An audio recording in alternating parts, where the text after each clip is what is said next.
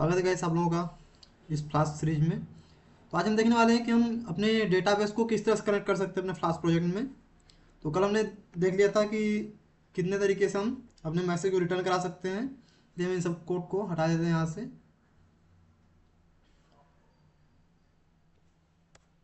आज हम देखने वाले हैं कि हम किस तरह से अपने फ्रंट एंड से डाटा लेकर के बैकएंड में उसको स्टोर कर सकते हैं, अपने डाटाबेस में स्टोर कर सकते हैं। इसके लिए हम यूज करने वाले हैं एसक्यूएलाइट 3, जो कि डिफ़ॉल्ट फ्रेमवर्क है फ्लास्क का हमें डाटाबेस हैंडल करने के लिए। बेसिकली साइन अप और लॉगिन फंक्शन क्रिएट करने के लिए मोस्टली एक्सक्यूलाइट 3 यूज किया जाता है। उसके बाद एसक्यूएल एलकेमी होता है जो ORM बेस्ड होता है। ORM मतलब ऑब्जेक्ट रिलेशन मॉडल। उसमें आपको डायरेक्ट एसक्यूएल क्यूरी लिखने की जरूरत नहीं होती, लेकिन एसक्यूएलाइट 3 में आप डायरेक्ट एसक्यूएल क्वेरी लिखेंगे। चलिए हम यहाँ पे देख लेते हैं किस तरह से यूज करते हैं। एसक्यूएलाइट 3 का यूज करने के लिए सबसे पहले इंपोर्ट करना पड़ेगा, तो हम इसको इंपोर्ट कर लेते हैं। इंपोर्ट एसक्यूलाइट 3 हमने इंपोर्ट कर लिया। अब आप देख सकते हैं कि किस तरह से हमें अपने SQLite 3 में डेटाबेस क्रिएट करना है। सबसे पहले हमने एक फंक्शन बना दिया मेथड्स डिफाइन क्रिएट टेबल का। जब भी हमें टेबल क्रिएट करना होगा हम इसको कॉल करेंगे, हमें टेबल क्रिएट करके देगा। तो यहाँ आप देख सकते हैं con is equal to SQLite 3 dot connect flask dot D. इसमें फ्लास्क डॉट डी जो है ये आपके डेटाबेस का नाम है कि आप अपने डेटाबेस का क्या नाम डिसाइड करना चाहते हैं। यहाँ पे मैंने फ्लास्क रखा है, आप कुछ भी रख सकते हैं, यूजर्स डॉट डी या अपने प्रोजेक्ट के नाम से आप अपने डेटाबेस का नाम रख सकते हैं। ये एक्चुअली SQLite 3 से कनेक्ट करता है कि आपके डेटाबेस को हम SQLite 3 से कनेक्ट करते हैं। फिर आप नीचे देख सकते हैं कर असाइन कॉन डॉट कर्सर। यहाँ से हम अपने डेटाबेस को स्टार्ट करते हैं कि भाई अब हमें इसमें कुछ भी वर्क परफॉर्म करना है, जिस तरह से हम अपने फाइल सिस्टम में WBRB करते हैं उस तरह से है। फिर आप उसके नीचे देख सकते हैं कर डॉट एग्जीक्यूट, मतलब अब हमें इसमें कुछ एंट्री करनी है, इसलिए हमें इस कर्सर को एग्जीक्यूट कर रहे हैं।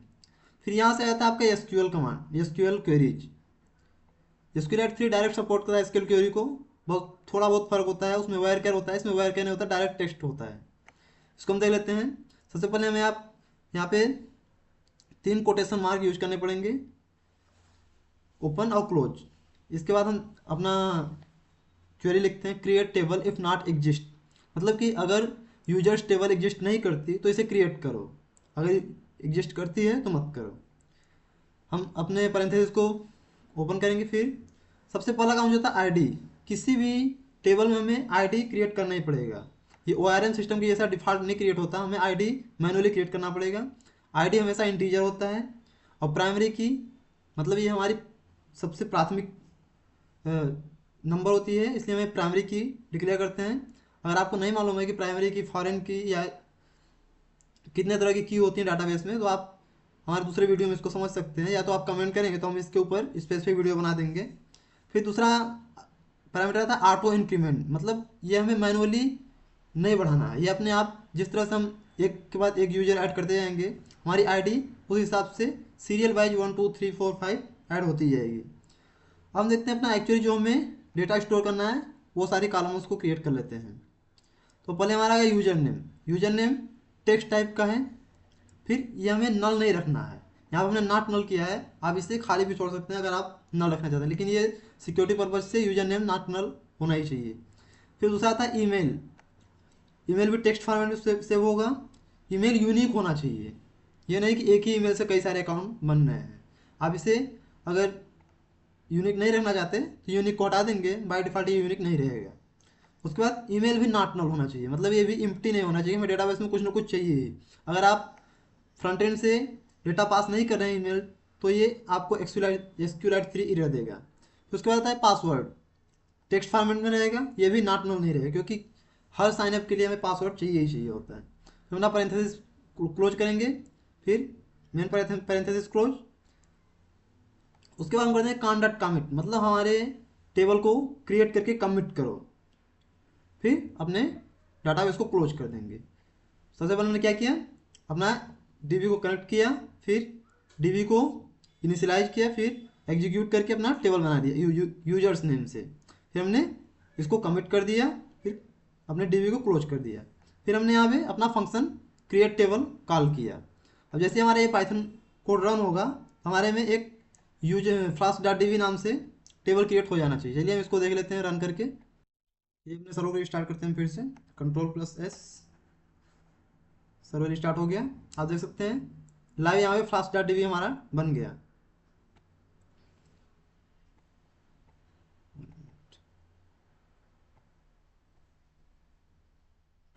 अब अगर आप चाहते हैं कि हम देख सकें कि flask.db में हमारा यूजर्स टेबल क्रिएट हुआ है कि नहीं, और इसको देखना चाहते हैं तो हम अपने टर्मिनल में आ जाएंगे, अपने सर्वर को किल करते हैं, फिर cd flask.db, flask.db SQLite 3 SQLite 3 flask, जो अपने डेटाबेस का नाम रखें flask.db। 1 मिनट, इंटर करते हैं। आप देख सकते हैं SQLite का सर्वर स्टार्ट हो चुका है। अब हमें अपने टेबल्स को देखना है। सिंपली इसमें कमांड क्वेरी होती है डॉट टेबल्स। आप डॉट टेबल्स करेंगे तो आपकी जितनी भी टेबल्स बनी हो आप दिखा दीजिए। आप देख सकते हैं यहाँ पे आपकी यूजर्स टेबल बन चुकी है। सक्सेसफुली हमने अपने यूजर्स टेबल को बना लिया है।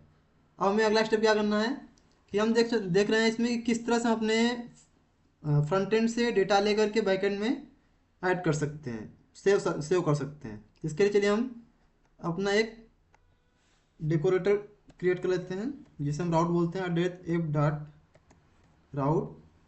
1 मिनट, मैं पूरा कोड लिखा कि आपको वन बाय वन समझाता हूँ जिस तरह से डेटाबेस समझाया है। यहाँ आप देख सकते हैं हमने @f.route साइन अप यूआरएल बना लिया है जो कि हमारा स्लैशिंग यूआरएल होने वाला है। फिर methods is equal to square bracket में गेट एंड पोस्ट। इसका मतलब होता है कि हम किस मेथड्स का यूज करेंगे।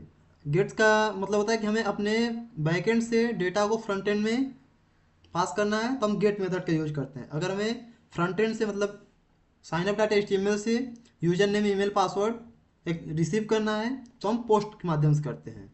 अब यहाँ देख सकते हैं if request dot methods method equal to equal post. अगर आपका रिक्वेस्ट डॉट मेथड हमारे फ्रंट एंड में पोस्ट डिफाइन है तो user name assign request dot form user name. अब signup.html में आपको दिखा देता हूँ। यहाँ आप देख सकते हैं form action method is equal to post, मतलब यहाँ पे पोस्ट डिफाइन किया हुआ है तो हमें f.py में भी पोस्ट पे ही काम करना है। हमें signup.html में जो यूजर इंटर करेगा डेटा, ये आप देख सकते हैं यहाँ पे input type equal to text name equal to user name. यहाँ पे जो भी यूजर नेम इंटर करने वाला यूजर उसे हमें अपने बैकएंड में पास करना है। तो हमने यूजर नेम किया रिक्वेस्ट डॉट फॉर्म, मतलब फार्म से रिक्वेस्ट करना है हमें यूजर नेम लेने के लिए।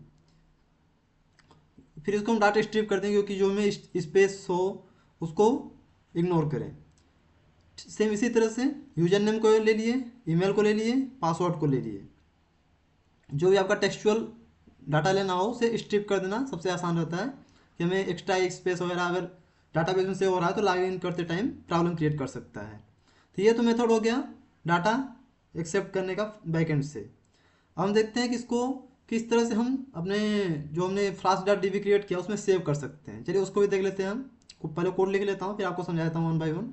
हाँ, तो आप देख सकते हैं कि हमने यहाँ तक कर लिया था। इसके बाद हमने लिखा है if not user name or not email or not password, मतलब इन तीनों में से अगर कुछ एक भी मिसिंग है तो हमें एक मैसेज को फ्लैश करना है, मतलब पॉपअप करना है कि ऑल फील्ड्स आर रिक्वायर्ड। मतलब अगर यूजर किसी तरह से मिसलीड कर रहा है या गलती से भूल गया, यूजर नेम डाल दिया, ईमेल डाल दिया बट पासवर्ड नहीं डाला, तो भी उसे ये मैसेज शो होगा कि ऑल फील्ड्स आर रिक्वायर्ड। या ये इन तीन में से अगर कोई एक भी मिसिंग हुआ तो ये मैसेज हमें शो होना चाहिए। फिर उसको हम रिटर्न कर देंगे रीडायरेक्ट की हेल्प से। अब रीडायरेक्ट क्या मतलब होता है कि रीडायरेक्ट यूआरएल फाइल में जो भी आप यहाँ पे पैरामीटर देंगे ये हमारे एप डॉट राउट में जो स्लाइसिंग यूआरएल यहाँ पे डिफाइन करते हैं इस पर हमें फिर से उसी पेज पे भेज देगा। तो यहाँ पे अगर यूजर ने कोई एक फील्ड मिसिंग की है तो उसे उसी पेज पे न रोक के बल्कि फिर से हमें साइन अप करने के लिए भेज देगा। फिर से यूजर नेम इंटर करो, ईमेल इंटर करो, पासवर्ड इंटर करो। जब तक ये सही नहीं होगा तब तक ये कंडीशन ट्रू नहीं होगी। फिर उसके बाद हम देखते हैं कि डाटाबेस में कभी भी टेक्स्ट पासवर्ड नहीं स्टोर करते। हाँ, मैं आपको कमेंट भी कर दिया हूँ कि हैश द पासवर्ड, यहाँ पे हमने पासवर्ड को हैश कर रहे हैं। यही डायरेक्ट हम डेटाबेस में अगर टेक्सचुअल फॉर्मेट में पासवर्ड स्टोर करेंगे तो कोई भी उसे चोरी कर सकता है। तो इसको करने के लिए हमें कुछ लाइब्रेरी इंपोर्ट करनी पड़ती है, जो कि हमने अभी तक नहीं की है। यहाँ हम कर लेते हैं फ्रॉम वर्क जीव, ये वर्क युग में वर्क युग dot security, 1 minute, dot security import make password hash. ये हमने इंपोर्ट कर लिया। हम देख लेते हैं। ओह 1 मिनट, ये हमने डिजेंगो का यूज कर लिया। यहाँ पे आएगा generate password hash. Okay, now it is correct. हाँ, अब हमने यहाँ पे एक न्यू वेरिएबल असाइन किया, हैश पासवर्ड। हैश पासवर्ड में क्या करेंगे, हमने जो पासवर्ड यूजर से इंटर करवाया है, फ्रंट एंड से एक्सेप्ट किया है, उसको जनरेट पासवर्ड हैश नामक फंक्शन में पास कर देंगे। ये हमारा वर्क युग में के मॉड्यूल में ये क्लास डिफाइन है। उस क्लास के अंदर हमारा ये जनरेट पासवर्ड हैश फंक्शन है। इसमें आप देख सकते हैं क्या क्या पासवर्ड एसटीआर, मेथड एसटीआर, ये इसका जो एल्गोरिदम है हैश करने का स्क्रिप्ट है। फिर हमने पासवर्ड को पास कर दिया इसमें। अब हमारा पासवर्ड हैश्ड पासवर्ड में सेव हो गया है। फिर हम क्या करेंगे, अब फिर से डाटाबेस कनेक्शन स्टैब्लिश करते हैं। कान असाइन sql3.connect flask.db कर इक्वल टू कान डॉट कर से, जो कि हमने आपको पहले बता दिया है, तो फिर से इसको रिपीट करने की जरूरत नहीं है। फिर हमने कर को एग्जीक्यूट किए। एग्जीक्यूट करने के बाद हम यहाँ पे चेक करेंगे कि यूजर पहले से साइनअप तो नहीं है, कि अगर कोई यूजर साइनअप है फिर से दोबारा कोशिश कर रहा है कि नहीं, हम फिर उसी नंबर सेव करें। तो यहाँ से हम डाटा को फेच करेंगे। इसे हम बोलते हैं कि डाटा रीड करना फाइल सिस्टम में। क्या करें, कर data execute select all from user where email is equal to question mark comma email दे दी। यहाँ पे टपल्स में देना पड़ता है कि भाई, नहीं तो इसे डायरेक्ट ये एक टेक्स्ट की तरह लेगा। हमें कामा लगाने पे कोई भी पैरेंथेसिस में क्लोज वर्ड टपल बन जाता है। फिर यहाँ हम देखें, अगर यूजर एग्जिस्ट इक्वल टू कर डॉट फेच 1, हमने इसको ईमेल के माध्यम से फेच करके यूजर एग्जिस्ट में सेव कर लिया। अब हम आगे देखते हैं कि किस तरह से हम इसको फाइंड करके, अगर यूजर एग्जिस्ट करता है तो उसे डायरेक्ट लॉगिन पेज पर रिडायरेक्ट करेंगे। अगर यूजर एग्जिस्ट नहीं करता तो हमें उसे नया यूजर क्रिएट करके डाटाबेस में सेव करेंगे। उसका भी हम बाकी कोड लिख लेते हैं, फिर आपको 1 बाय 1 बता देते हैं। हमने लिख लिया है।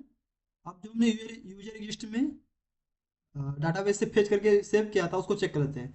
इफ़ यूजर एग्जिस्ट, मतलब यूजर एग्जिस्ट में अगर कोई वैल्यू है तो हमारे डाटाबेस को क्लोज कर दो और एक मैसेज उन्हें पॉपअप में दिखाइए, email already registered try logging in, मतलब आप पहले से रजिस्टर्ड हो, आप लॉगिन करने की कोशिश कीजिए। फिर से हम उनको रिटर्न रिडायरेक्ट करेंगे यूआरएल फॉर साइन अप। यहाँ पे अभी हमने लॉगिन का मेथड नहीं बना, साइन अप में नहीं रिडायरेक्ट करेंगे, उनको डायरेक्ट लॉगिन पे रिडायरेक्ट करेंगे, लॉगिन पे।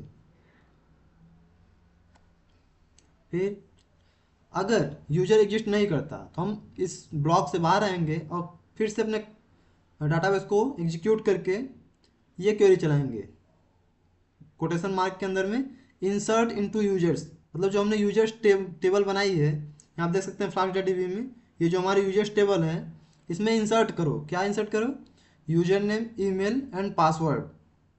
ये हमारे डाटाबेस के कॉलम नेम है, भाई इतने कॉलम्स हमारे डाटाबेस में है। अब इनमें कौन सी वैल्यू स्टोर करनी है, तो फिर हमने वैल्यूज में 3 क्वेश्चन मार्क दे दिया है।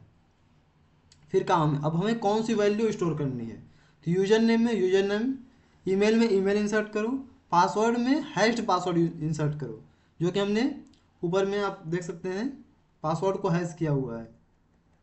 यहाँ जो हमने पासवर्ड को हैश किया है उस पासवर्ड को डाटाबेस में स्टोर करो, सिंपल टेक्सचुअल पासवर्ड को मत करो।